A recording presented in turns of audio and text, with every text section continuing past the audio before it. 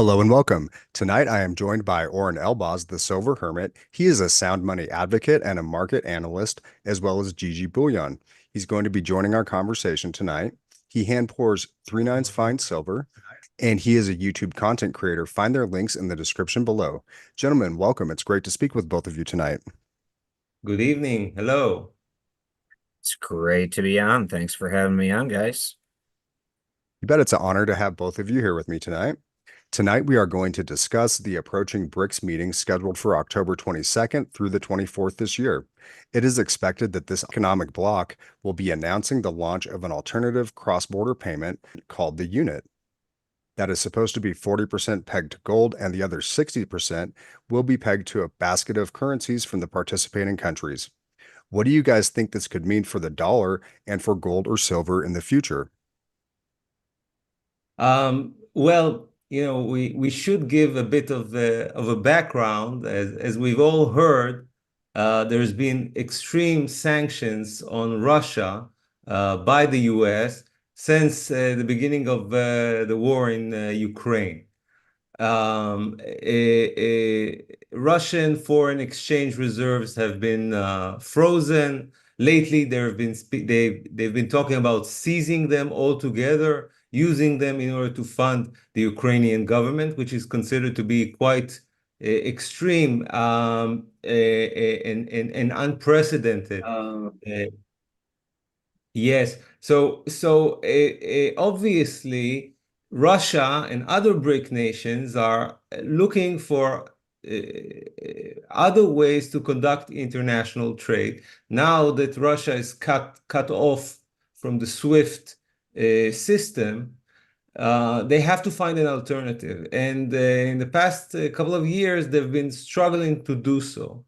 They need to create a new currency or a new infrastructure, an alternative infrastructure, so that they can circumvent the SWIFT system and not be so dependent on the dollar and on the Western economic system. So one of the projects which was mentioned, which was discussed, was the unit, which is supposedly a trade currency based on a blockchain, which will be backed by gold, 40% by gold and 60% by the national currencies of the participating nations. And this is not exactly a clear issue because, on some sources, they say peg to gold. On other sources, it says backed by gold. These are not the same things. I'm hoping to mention it later, the differences.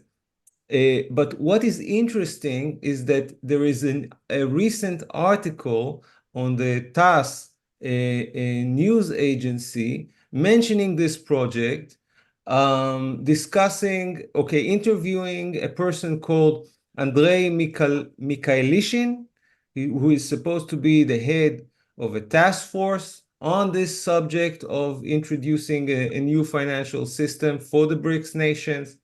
And he's discussing about presenting this project in the next BRICS summit, which will take place in October in Russia, in the city of Kazan.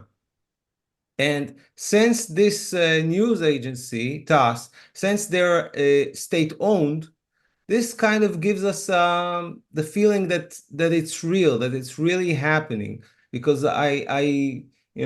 if a state-owned news agency is saying it, then there's probably some credence to this piece of news. Now, they're talking about just presenting the idea, presenting the concept. They're not actually launching it, so it's probably still under development. What exact implications will it have on the process of de-dollarization? We're not sure yet. Yeah, you had brought up Russia, and Russia has been on a buying spree. As of September, Russia's gold holdings had reached almost 189 billion, and its share in Russia's international reserves is now over 30% for the first time in almost a quarter of a century. So right now they are a little over 75% of the way to that 40% threshold, if that turns out to be what they're all gunning for. And this is something that's not foreign to them as a country. If you go back to 1993, gold was about 56.9% of their reserves. But Yes, because of yes, go ahead. but because of the sanctions on them, like you had brought up, they really can't do anything with US dollars. And their movement away from the dollar is crucial. A few days ago, Russia has announced that they are going to be buying $92 million worth of gold per day. That's equal to about 8.2 billion rubles per day. Um, this amount of money will fetch them about 1,100 kilos of gold per day. What do you guys think about Russia's buying spree, and do you think that they are trying to achieve that 40% goal? Well, Go you know, ahead. as far as Russia, is cut out of, SWIFT, even from a natural resource thing, like with natural gas, you have like the Nord Stream 1, Nord Stream 2 pipelines, which were sabotaged.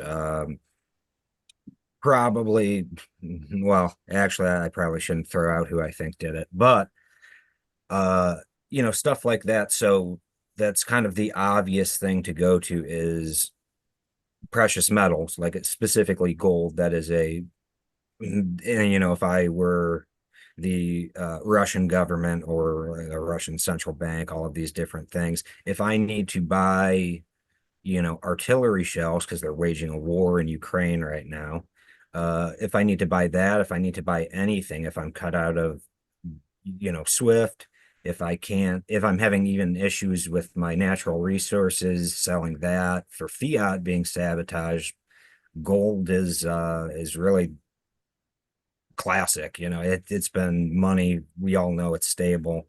Um, so that seems pretty the obvious go-to at that point. And I think they're gonna keep stacking, for lack of better terms, as much gold as possible. And Russia is a relatively large producer. I think they're the third-ish largest producer of gold. I think in 2023 they produced 310 metric tons, according to, I think, Reuters. I got that information. I have some notes here. But yeah, it seems to be, what I would do if I were them. So I think that trend is going to continue. Okay, so I want to explain to the listeners that there's a trade-off here. Naturally, adopting gold is a good way of introducing a new trade currency, which automatically receives legitimacy and trust from other partners due to the fact that it is backed by a commodity which is valuable and has thousands of years of monetary use behind it. But on the other hand, the moment they introduce a gold-backed currency, in a way, they are tying their own hands. What do I mean? Because for a government, the ability to issue a fiat currency and print it, that's a great way for them to extract purchasing power from their population. And governments usually don't want to give up that power. They don't want to relinquish that power. So from what I hear, the country which is most opposed to that idea is India. Because on one hand, the Indian people, they love gold, and recently they also love silver. And they use gold in order to save, because the Indian rupee is constantly being devalued because they're constantly printing more and more of it. So there's huge inflation there. And as I understand it, the Indian government doesn't want to give up that power to constantly create inflation. and since they don't want to issue, they want consensus among the BRICS nations. So they can't, they move all, or they don't move at all. So this is why they're taking their time. They have been discussing this idea for a long time. They have to quit the dollar, because so long as they are on the dollar system, on the dollar standard, they can't really fight the United States. Because the moment they start, the moment they go to war, the United States can cut them off swift, can sabotage their ability to conduct international trade. So they're in this conundrum. On one hand, they have to ditch the dollar, they have to quit the dollar. On the other hand, they're afraid to do that. They don't want to relinquish that power, and this is why they're like dragging their feet. And that's the reason I think that they haven't done this already.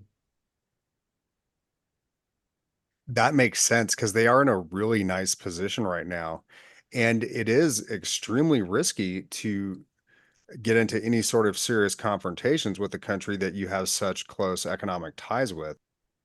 India has been doing a lot with silver. Their imports totaled 4,172 tons of silver from January through April of this year. And that's, compared to just 455 tons during the same period in 2023. So they've really been picking up the pace on their silver buying, which is interesting to see. And one thing that does concern me about that a little bit is the vast majority of the silver that they sell ends up getting sold to China. So this silver that's getting pulled into India right now, we're not going to see it back in the West anytime soon. Another interesting thing that's going on with the BRICS and silver is the activity at the Shanghai exchange.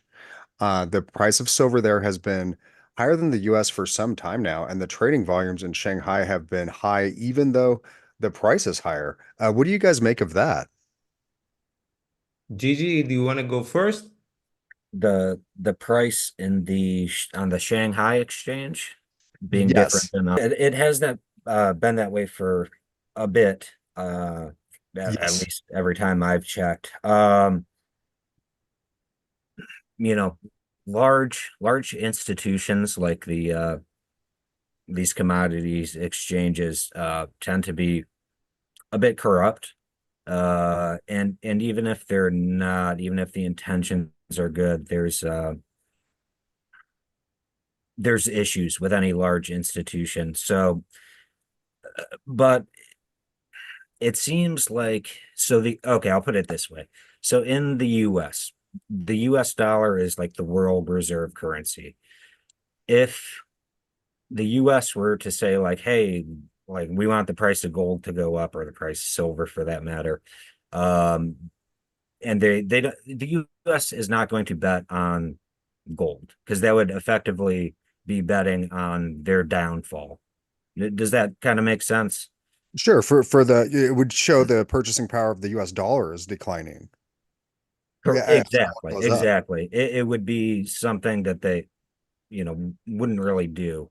So, I don't know. I'm not an insider at any of these institutions, but I would say institutions outside of US, or outside of US control, or outside the West, really, probably still aren't accurate, but reflect a more accurate version of what the real price would be on the market, if that makes sense. Yeah, that should be a truer picture of what the silver price is when compared to the manipulated prices we have out here at the commodities exchange. Mhm.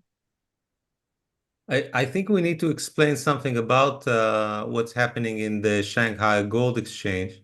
Well, unlike the COMEX, for instance, which deals only with futures contracts, in the Shanghai Gold Exchange, there is also a separate contract, which is a physical contract. So they have futures like the COMEX. It's called T plus D contract.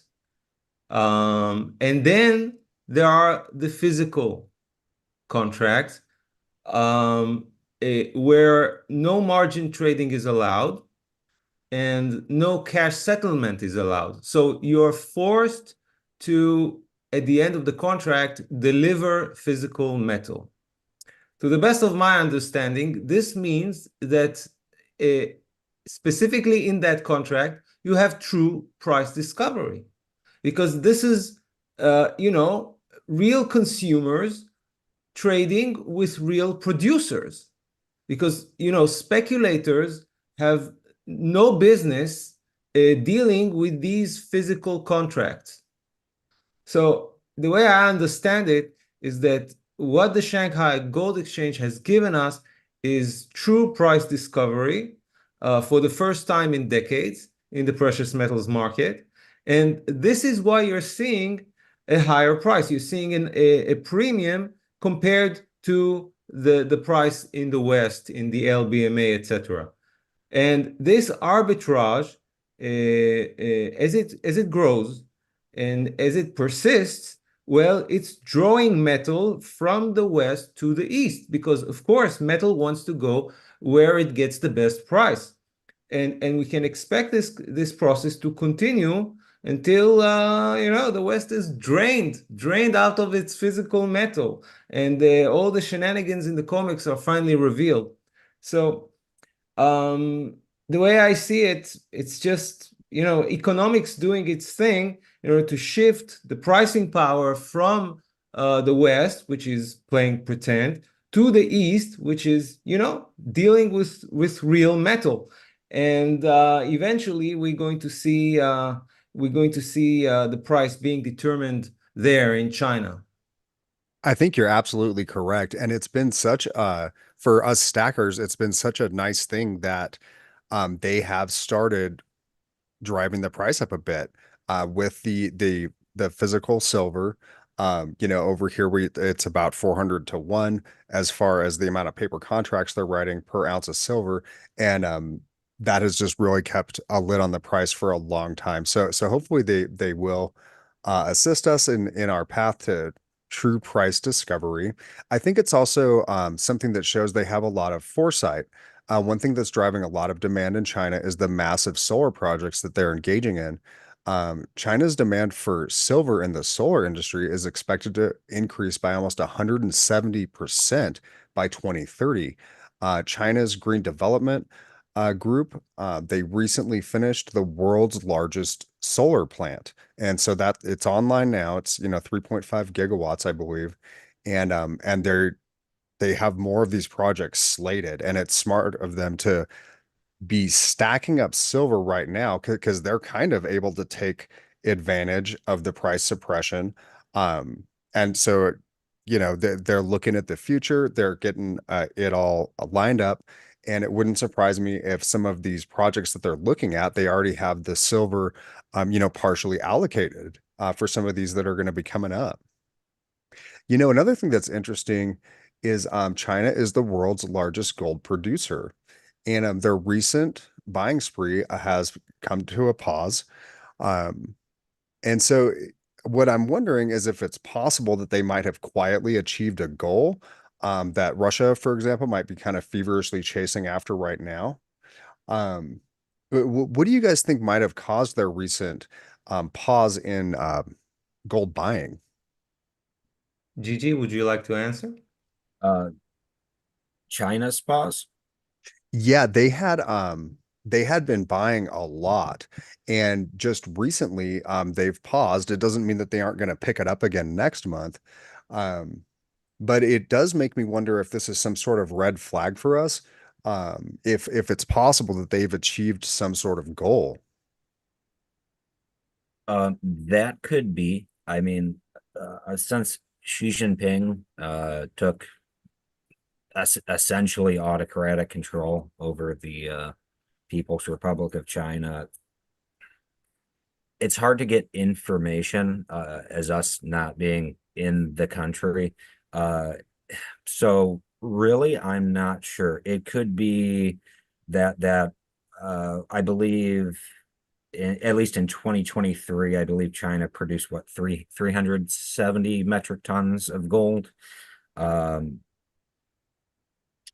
It could be that that is like a fake number, and they actually have produced a lot more than that, because if, especially for those types of governments that don't really care about human rights at all, they can use slave labor and like really get that gold out there. Yes. They could have it in a vault somewhere. So it could be that they have produced actually a lot more gold than they've publicized.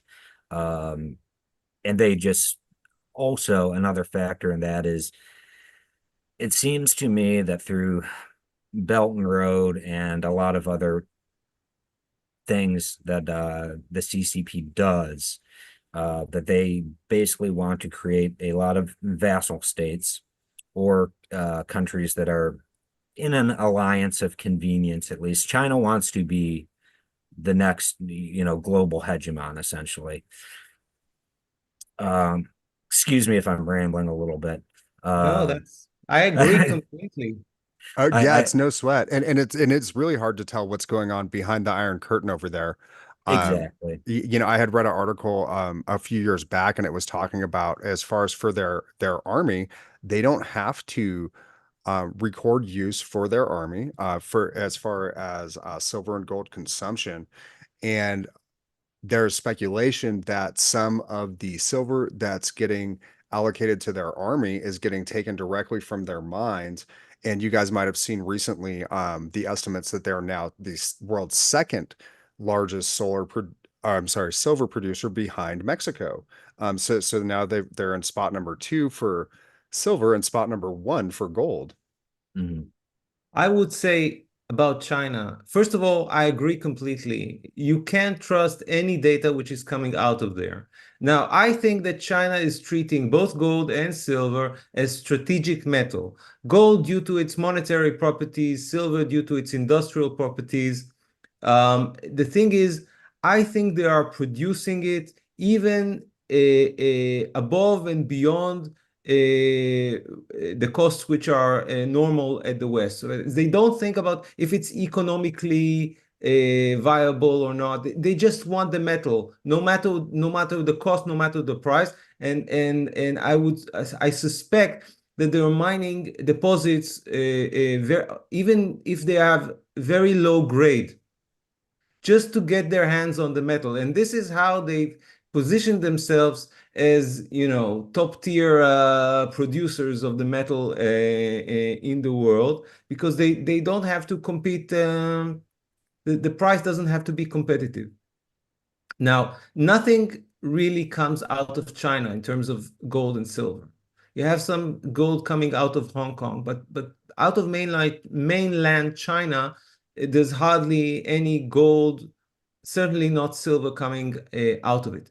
So they're keeping it. It either goes to their local industries, or it's going to some vault somewhere. And you're never going to get true data, true numbers, because they have multiple channels. For instance, I've heard that they have a sovereign wealth fund, and that sovereign wealth fund is buying gold just as much as the PBOC may buy gold. So sometimes they report that the PBOC is not buying gold. Maybe it means that it's now going to the National Wealth Fund, or some other fund which you've never heard of. They never told you about. So Right. really, Mhm. you really shouldn't get too excited about this kind of data. I think it's more a market manipulation than anything else. Maybe they tell you that because they want the price to fall a bit so they can continue buying. They're probably on top of accumulating their local production, they're also buying from abroad. So they're buying hand over fist. That should be your base assumption. I wanted to say Absolutely. something. It's an important message that I have to all the stacking community. Look, we sometimes think of China or Russia as our allies, quote unquote, because they are the ones who are supposed to deliver true price discovery or liberate gold and silver or fight the dollar, the Federal Reserve note, which we hate so much. But the thing is, China and Russia and their allies, they're not our friends, not really. Not at Well, all. they might assist us individually because, because we're stackers and the fact that they're fighting the US dollar, maybe it's going to be beneficial to us financially. But if you look at the big picture, they're still the adversaries of the West. And I'm using this word adversaries because I don't know if they intend to go to war with the West and then they're going to be, enemies of the West, or Right. they just want to compete financially and culturally and technologically against the West, but which is legitimate. I would, as I say a lot on this show, I would like to see world peace. That's my dream. I would love it if the Chinese Communist Party, for instance, if they are sincere in their intentions for peace, for a peaceful competition with the West, as they say, that would be great. That would be great for whole of humanity. But unfortunately, I suspect that they intend to go to war with the West eventually. So at the time, although we are looking at their actions and sometimes supporting their actions, we must remember that they're probably not the friends of liberty, of personal liberty. There's hardly any personal liberty in China. And if China takes over the world, I fear that there's going to be very little personal liberty also here in the West. And one last thing that I want to mention, we in the West, I call that the Disney effect, the Walt Disney effect. Because, Nice. as kids, we used to watch these movies, and you always had the good guy and the bad guy. If there was a fight, then we naturally sided with the good against the evil. But you have to understand that in real life, it doesn't work this way. Sometimes you have two evil parties fighting against each other. Yes. So if you think of the US, the federal government here in the US as being tyrannical, and suppose that you really detest things that they do and the way they erode personal liberties, that doesn't mean that their adversaries are any better. You can have two thugs fighting between them and no outcome. No matter who Absolutely. wins, humanity is going to lose. So we have to, we want liberty to win. Okay. We want us to win, the people. Okay. So I think this is what stackers should be focused on and not root for any side in this conflict. Yeah, Oren, I think you really hit the nail on the head, and that message needs to be like said as many times as possible, because if I go on X, formerly Twitter, or some places on Reddit, various places on the internet, it seems like I see stackers and also Westerners of certain political persuasions and people I've met in real life that they the whole Federal Reserve System we have in the US, I believe is fraudulent. I'm sure you guys would probably agree, or maybe not. We can get into that maybe, but I see so many people that are basically like, oh, well, I hope Russia succeeds and I hope China succeeds to form a new world order. And it seems like they're not thinking like, okay, yeah, they don't like the US, so okay, China or Russia, which more likely China than Russia. But um, I mean, if you look at China, I mean, to be frank, it's a genocidal, basically fascist regime. Uh, you should not want that to win over. I mean, America isn't great either, or NATO isn't the best thing in the world. There's a lot of fraudulent stuff going on. There's a lot of violations of liberties and whatnot. And like you said, it might benefit some people financially or in other ways in the short term, but in the long term, I mean, if you look at a world that's run by the Chinese Communist Party, that's a dystopian, terrifying future.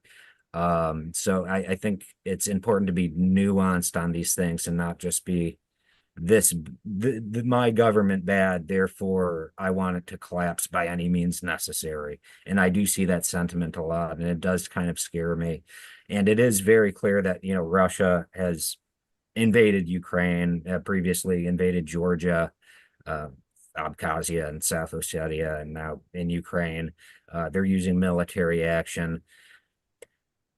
China, it looks like, they are continually saying, like, we are going to invade Taiwan, the Republic of China. When that will happen, I think it's a matter of when. I would like to have peace, but it seems like these regimes are not, that they're expansionists, and they want to have a world that doesn't have a Western hegemony. And it's a nuanced issue, and I think people need to really think critically about that. And that's kind of what I'm getting at. Yeah, Yes. It, definitely powerful thoughts on that, and really appreciate you sharing them. There's a lot of gray zone with these governments, and China is definitely not to be trusted. That is a terrifying government that none of us would want to live under, and I definitely don't want to see a world war break out. But yeah, people should be careful not to end up rooting for communist China just because they want to see the price of their stack increase. You yes. know, in I regards want to to, say just another thing. I want to give China the benefit of the doubt. So long as they haven't done any aggressive move against the West, I want to give them the benefit of the doubt that perhaps someone up there realizes that peace is a better alternative to war. And it is perhaps possible for them to gain many of their objectives peacefully and with cooperation. And I don't know if it's naive to believe this way or not, but I'm hoping for them to realize that they can be, um, I don't know, they can get their seat at the table, the way they want. They can become a global superpower without fighting the US, simply by displaying, giving an alternative which people will want to participate in willingly and not out of coercion. Earlier, before we started the show, we were talking about Trump's suggestions, recommendations to set up tariffs, and perhaps even 100% tariff for products imported from countries which reject the dollar. And we were saying that this is a form of coercion. This is an attempt to keep the dollar as the global reserve currency by force, and that it's not going to work. That even though there are strong reasons to keep the dollars and to keep using it, people reject such coercion. They have this desire to be free, to act out of their own self-interest. And yeah, you see what no, I mean. yeah, I'm hoping for that to become like a free market, a free international market. I'm hoping for that to be the new paradigm rather than coercion. that's an excellent point. And yeah, he did recently announce a plan to apply 100% tariff on countries that are doing like large transactions outside of the dollar. And clearly, this would end up affecting the BRICS countries who are going to be engaging in participation in the unit, is what they've been calling it recently.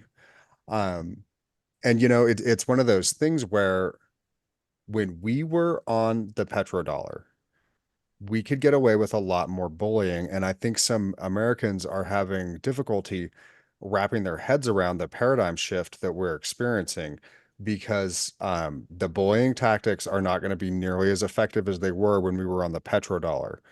We really had a lot of countries cornered with that. They're not going to feel that way anymore. And these countries are going to get a lot more comfortable doing transactions outside of the dollar. And then, in the case of Russia, that they're basically forced to. And then that's another example of our bullying that went wrong. It's because of the sanctions against Russia that Russia is so aggressively pushing de-dollarization. And so hopefully China will learn the lesson from that, that it is much better to encourage people to use your currency because you're not a bully, because it's actually backed by something and everything is transparent and, there's no threat there, kind of forcing you into it. Um, People in general, humans are not going to like doing things like that.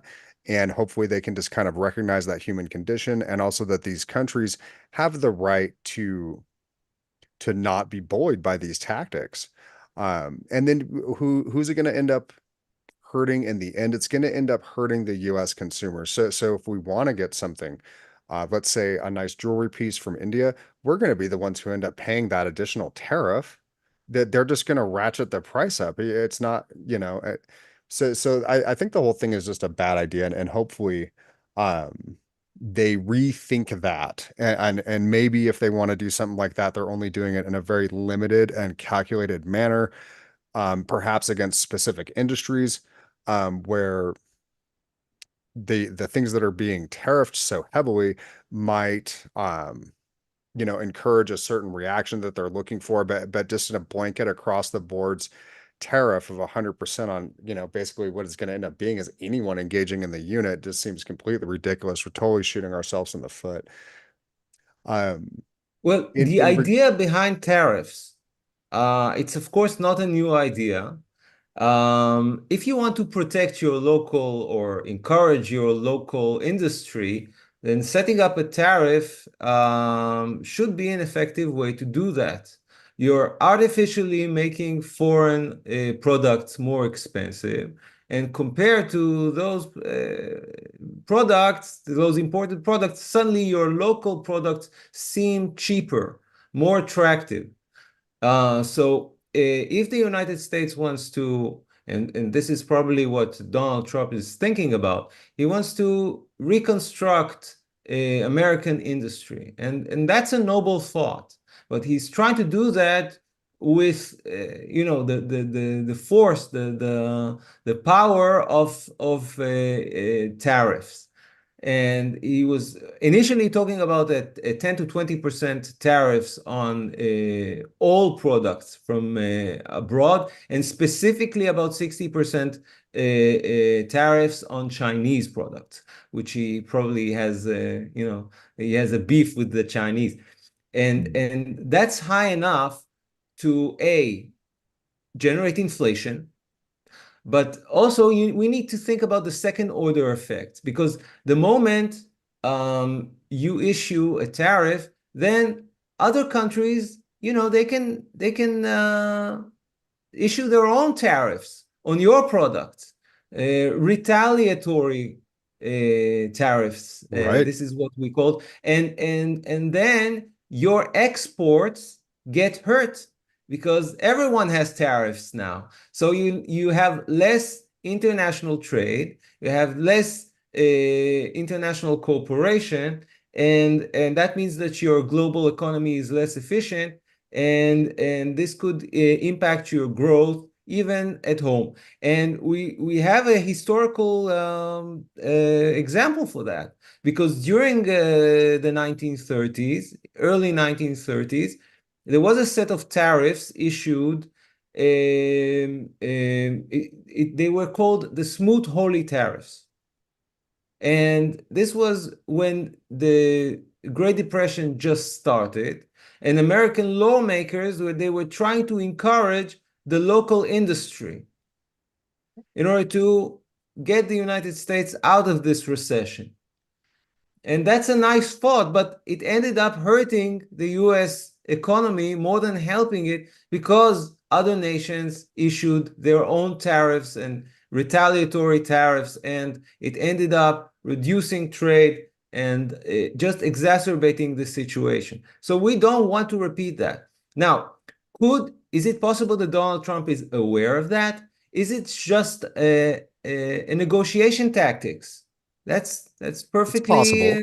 it's reasonable that he's threatening to issue those tariffs so that he'll have like this big stick in his hand to wave, so that China stops, for instance, manipulating their currency, because they do that. They devalue their currency to make their exports to the United States more attractive. Perhaps he wants a different trade deal.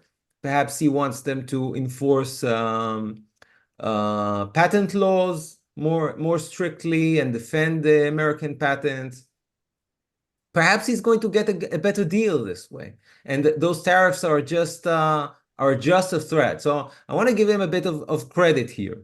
But if we're going to end up seeing those tariffs implemented, I fear that it's going to A, hurt growth, B, generate inflation. And the combination, the combination is stagflation, just like we've seen during the 1970s. And needless to say, which asset class works best during stagflation?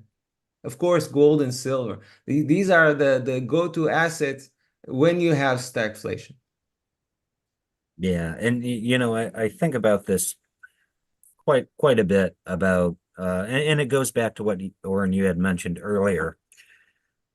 Things that may, as individuals, kind of help us financially, like in a situation like that, yeah, gold and silver, especially gold, will definitely do very well, because that's just kind of what's going to happen. But we're also getting into, I would argue, we are currently in at least the US, and the Five Eyes countries, and like NATO really are in a Cold War with China, and we're currently in a proxy war with Russia through Ukraine. And there's the economic stuff, there's the propaganda and electronic warfare, there's the monetary warfare, but I would prefer to not make as much money if it doesn't mean there's going to be a major war breaking out. And that doesn't necessarily need to involve the US directly, or NATO directly, or Australia directly. It could be China and Vietnam or something. I'm just throwing something out there, which could lead to like huge loss of life. So I don't know. I'm just kind of throwing that out there. That is something I think about quite a bit. How it's like, oh yes, this gold will do really well here, but when you think about the the ramifications in the big picture, it can Yes. be quite bleak looking. No, Yes. absolutely. And it's We, going to we do just good. had this discussion on Twitter the other day on exactly the same topic. We were starting to say that just because you invest in gold and silver doesn't mean that you're hoping for the worst outcome to materialize. No, you're anticipating a certain outcome, and you're protecting yourself against that outcome by owning gold and silver. It doesn't mean that you're hoping for it to happen, and you shouldn't feel bad about it. The fact that you own gold and silver doesn't mean that you're hoping for the worst case scenario to happen. It just means that you're preparing for it.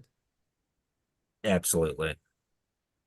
Yeah, absolutely. And I mean, even if we weren't looking at potential war, even if we were still on the petrodollar, I would still be a stacker. I think it's a great hedge against inflation, and people really shouldn't cheerlead war. And hopefully, I mean, I'm hoping that we see the Ukraine situation get wrapped up before too long. I would be in favor of defunding that situation. I just feel like there's been a lot of death, and it's just a tragedy to see it continuing to go on. Now, talking about these BRICS nations and whether or not we can trust them, what do you guys think about some of these nations engaging in this unit this gold-backed currency long term, do you think that their relationships are stable enough with each other for this to be a viable long-term strategy for some of these countries? Who wants to go Yes, well, first? I first I need to mention, you want to go? Do you want to say something about Or you go first. Well, we need to mention that this project called the unit, they're discussing an entire infrastructure, an entire financial infrastructure that will come with it. The unit, it's going to be the currency, the trade currency, but they're also talking about establishing a platform for international settlement. They're going to call it the bridge. They're talking about a payment system, which is going to called pay for, it's going to be for the end users. Yeah, Sure. very straightforward names. Yeah. A settlement depository, it's going to be called clear. An insurance mechanism, naturally called insurance, and also a credit rating agency. They're discussing creating all of these mechanisms. So the moment they're discussing about creating an entire economic infrastructure, that tells me that they're talking business. They're serious about it.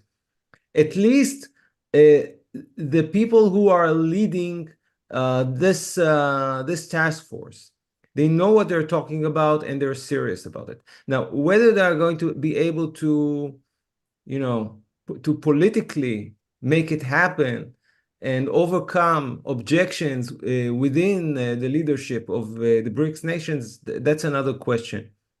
But at least the people, the economists and the technical people who are in charge of this move, they're serious and they know what they're talking about. And I think this is a viable, if BRICS nations are serious about it, the politicians, then yes, it is certainly a viable solution for international trade in the future. And if this currency succeeds as a trade currency, then it can also become a global reserve currency, because the two aspects, they go hand in hand. And I wrote an article about the history of the US dollar and how it became the global reserve currency. And I show there that being a trade currency, an international trade currency, and becoming the global reserve currency, this goes hand in hand, because if you use a currency for trade, then you need to keep reserves of it. And if you have reserves of it, then you want to use it for trade, and the two, they reinforce each other. And this is a process, a very long process, which happened beginning in the post-World War I and ended with the end of World War II, when dollars were used more and more as a trade currency, and as a result also as a reserve currency. So BRICS nations are able to replicate this process, and they can also do it on an expedited fashion if they are serious about it, and if it's a concentrated effort by everybody, if there's true agreement between them. And by the way, this agreement between them can be, encouraged by the fact that they need to de-dollarize, because they are in a conflict with the United States. So that'll give them the incentive. So certainly, I think this is a serious offer. Now, I am concerned about the terminology. They used the terminology pegged. Pegged to gold is not the same as backed by gold. Having a currency backed by gold, that means it's convertible to gold on demand. It means that you can transfer those units to your local bank and receive gold in exchange for it immediately, and that anyone who holds those units can receive that gold. That's the meaning of backed by gold. Just having something pegged to the price of gold, that's meaningless. That's just that's just quackery. You see what I mean? So we need Yeah. to just wait and see how they move forward. Because if they're serious about it, then you're going to see this thing, up and running within, I don't know, a few months, a year at the most. If we're here in a year's time, if it's summer of 2025 and there's no new currency up and running, then perhaps they're not serious about it. Well, I really appreciate your insights on that. And I think your conclusion is probably correct, that they are serious about this and they're going to try and get it going as quickly as possible. I think that countries outside of Russia are already fearful of getting the Russian treatment as far as having the dollar weaponized against them. And I do hope what you were saying is correct, that Trump is using that as a threat, and it's just something that's going to be a powerful negotiation tool for him. But I am also concerned that some of the other countries are really going to try and get the afterburners on, so to speak, to get set up and going with this. And I'm not sure what exactly they're going to say to each other in this situation, but if it is that all of them need to have 40% of their reserves in gold, I don't know if they're going to make it on time. I'm not sure if Russia's going to make it on time, based on the numbers that I was looking at, and it wouldn't surprise me if some of the other countries are in the same position. So I it wouldn't surprise me if they roll it out at this meeting.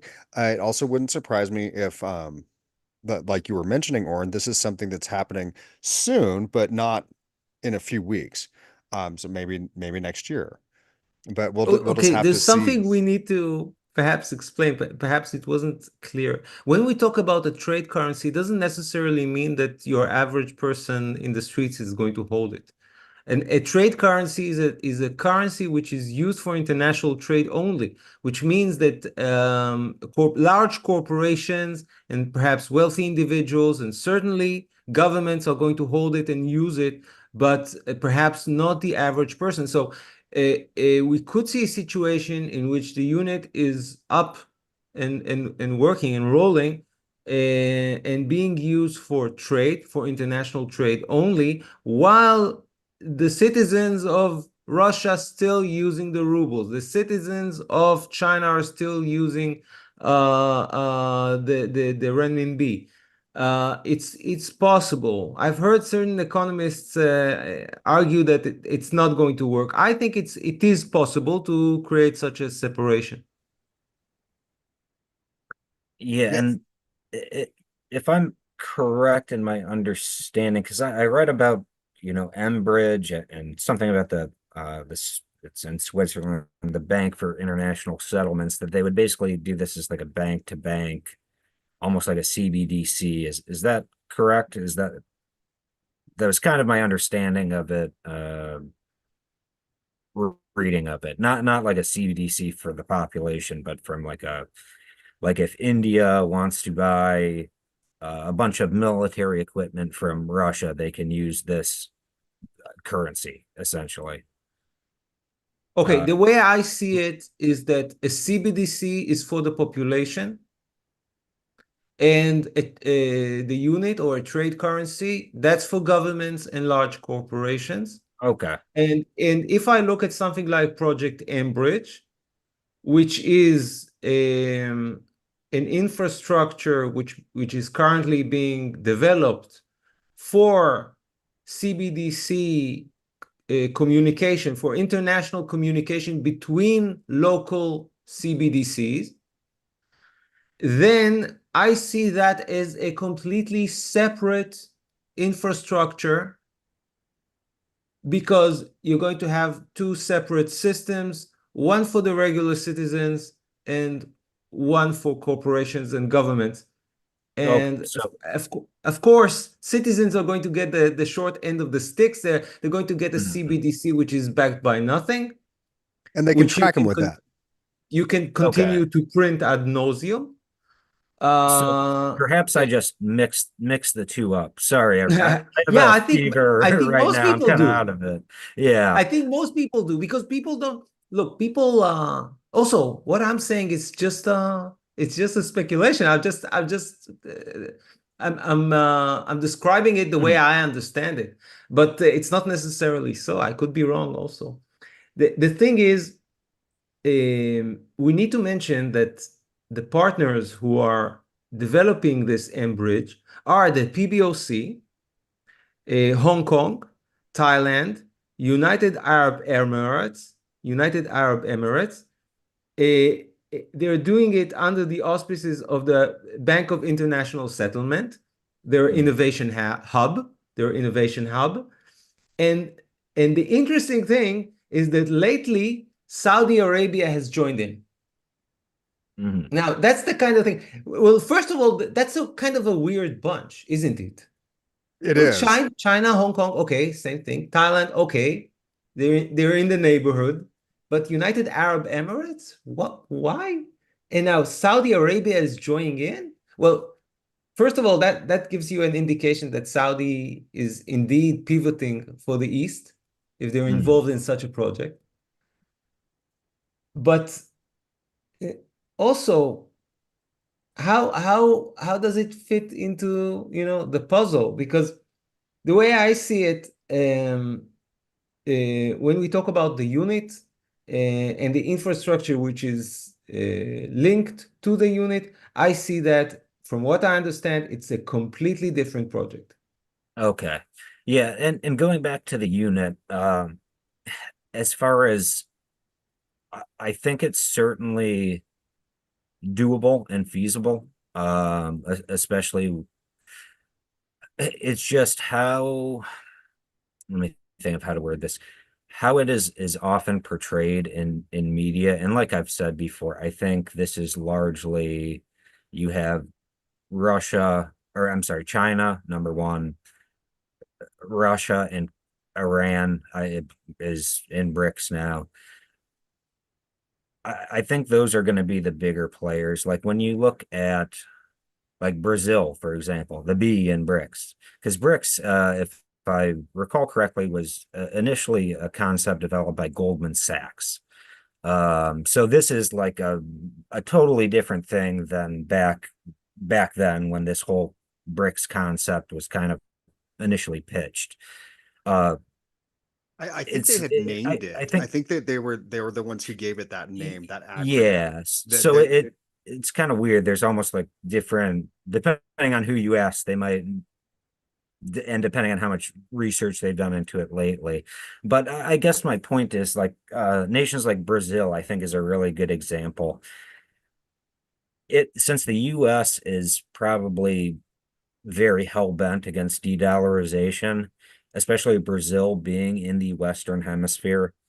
And Brazil, their biggest trade partner is China. However, politically, they lean a little bit more towards the US. I think the US is going to apply a lot of political pressure to change that. And that may turn out to be, hopefully not, but I can see it, depending on what happens in the world, being kinetic. So I guess looking, I think it's definitely a feasible project. And I think it would be good to have, more than just the US dollar as a reserve currency. Like if we have the unit, which is pegged to gold, that would be good. It's just the geopolitical, everything surrounding it. I don't know how that's going to play out within the next 10 years. And if they are serious about really going through with it, which for some nations like Russia that are in the middle of active wartime, they're probably like, yes, let's do that so we can buy what we need. We can trade effectively. And other nations, especially like Iran, and I'm sure the People's Republic of China as well, are concerned about getting locked out of that. So I would say they're probably serious about it.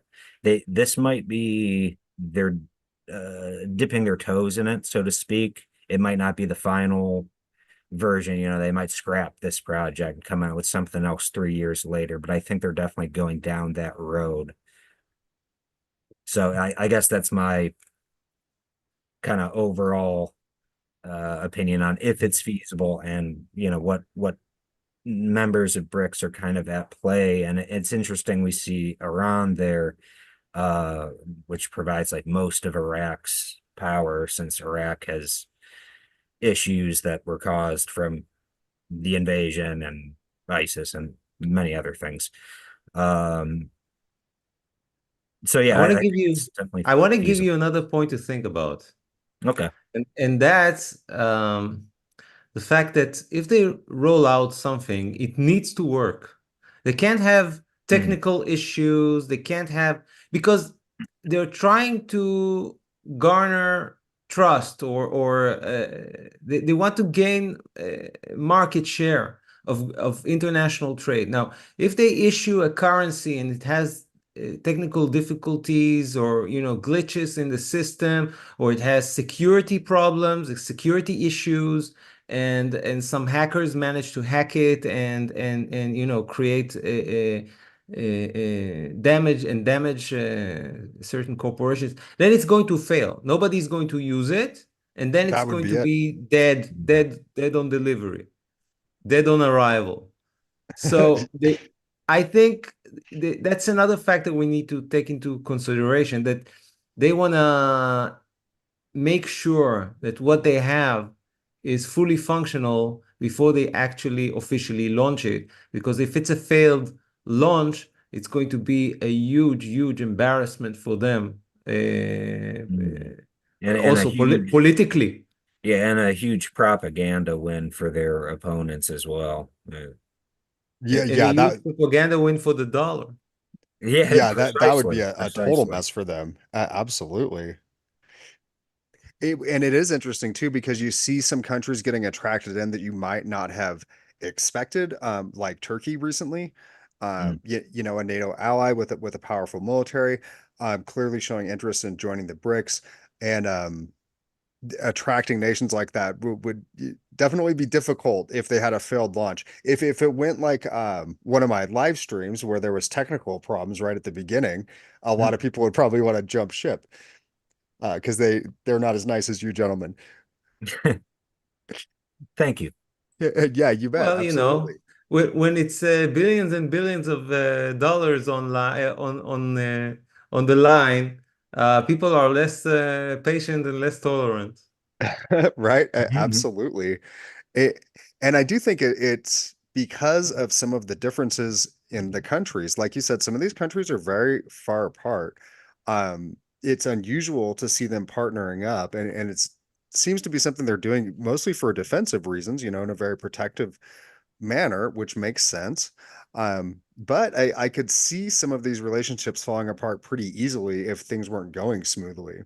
So Mhm. that's a really insightful stuff. That's an excellent point, because you have some strange bedfellows there at the BRICS organization, and the two most peculiar ones are Iran and Saudi Arabia. Now, Yeah. Iran, I can kind of understand how they're partnering with Russia and China, but Iran and Saudi Arabia are at odds with each other. They are at war with each other. It's a religious war. It's a matter of Sunnis versus Shiites.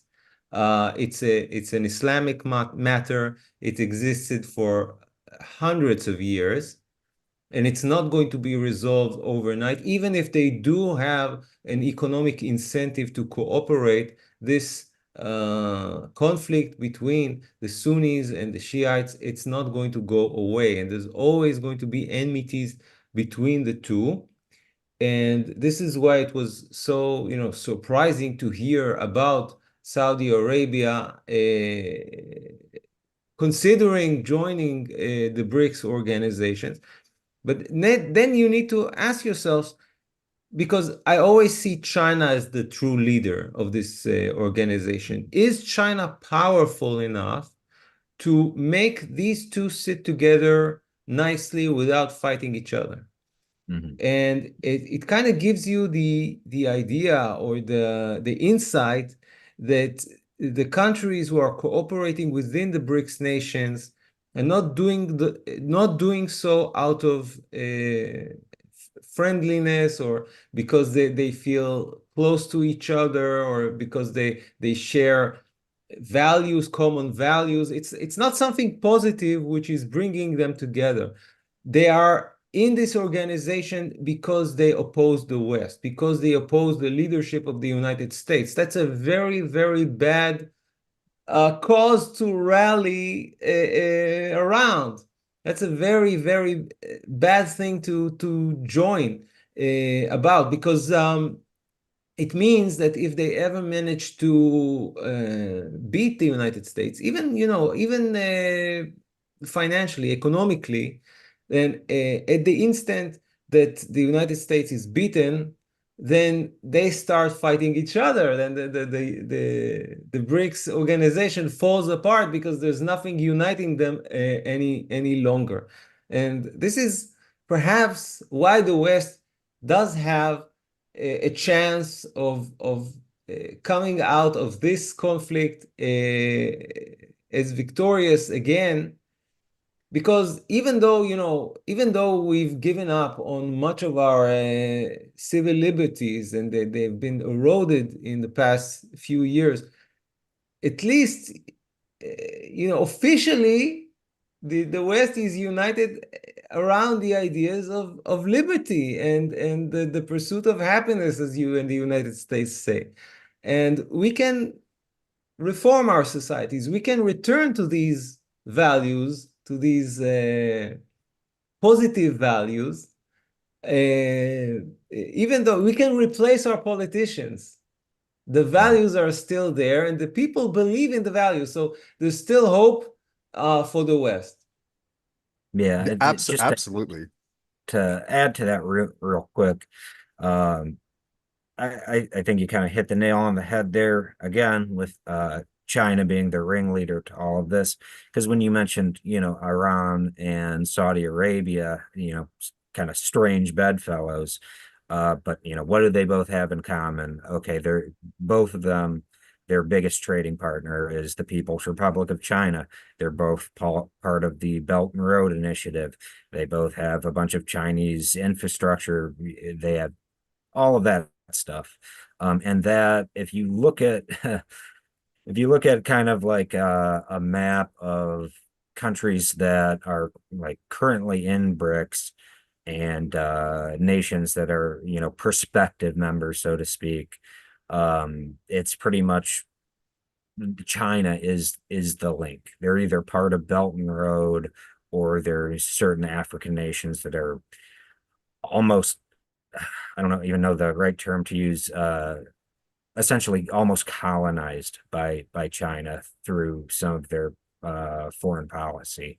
So it really, I think when push comes to shove, we'll see how this organization, because as it's set up now, I'm very skeptical of that. Like I brought Brazil up as an example. I don't think Brazil is going to continue this long term if there's pressure applied. However, so I mean, I guess we'll see how this shakes out. But I just kind of wanted to add that.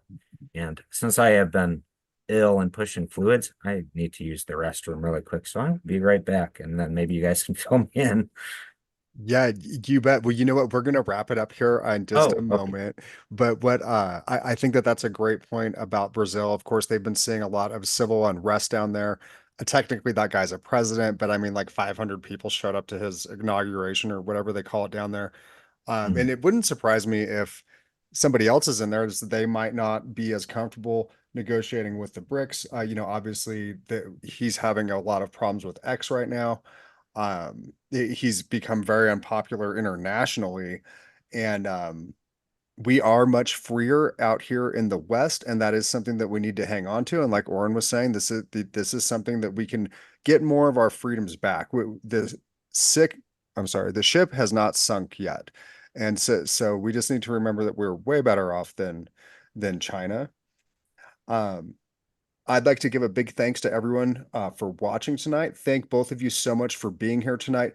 Don't forget to check them out on YouTube and on Twitter. I will leave links to the Silver Hermit and to GG Bullion down in the description. So please check them out. And thank you, Brian, for having us. As always, it's a pleasure talking to you, and to you too, Lenny. Thank you very much. Nice to talk to you again, Oren. And yeah, thank you very much, Brian, for having me on. Uh, I appreciate it. I'd like to do more live stuff with one or both of you guys in the future. Well, thanks again. I look forward to speaking with both of you in the future. Please hit the like button and subscribe so you don't miss future content like this. And everybody have a great night out there. Have a good one.